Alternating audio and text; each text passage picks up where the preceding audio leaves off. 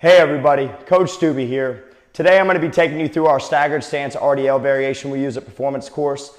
This is a great option if you're trying to find a way to progress from your bilateral RDLs into a unilateral or a single leg RDL, as it starts to allow us to load ourselves in an asymmetrical stance, forcing us to really have to stabilize the pelvis and lumbar as we go through that full range of motion, with the added benefit of still having that foot in the ground, so that if the environment does become too unstable for our athletes, they can just put a little bit more load into that back foot, regain stability, and then progress from there.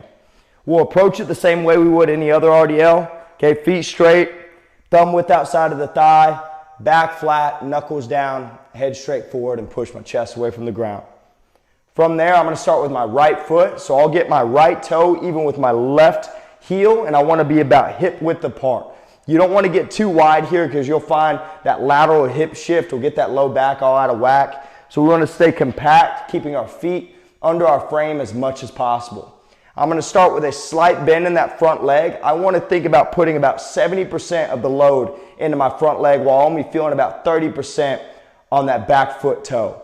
From there, I'm going to think hinge back, shoulders cover the bar, train doesn't leave the tracks, and I ride the thigh all the way down to mid-shin, where my back is so flat you could eat off of it. From there, squeeze to the top. Again, we should feel that 70% load in the front foot, hinge, ride the thigh, all the way to mid-shin, back flat, and squeeze at the top. They'll perform all the reps on one side before switching sides, just making sure that when we're seeing that foot loaded into the ground, that shin angle isn't coming back into them. That'll tell us that too much of that weight is coming back into the heel, into the back foot. We want to see that shin staying relatively vertical as much as possible so that we're loading as much weight into that foot as we possibly can.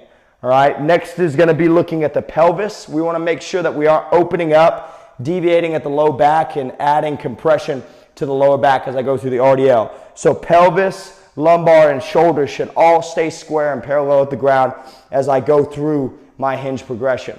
If you want to chew this up just like the hinge progression and take it range of motion weekly and increase it that way, then you can do that. Progress to the top of the knee, and then below the knee, and then mid-shin.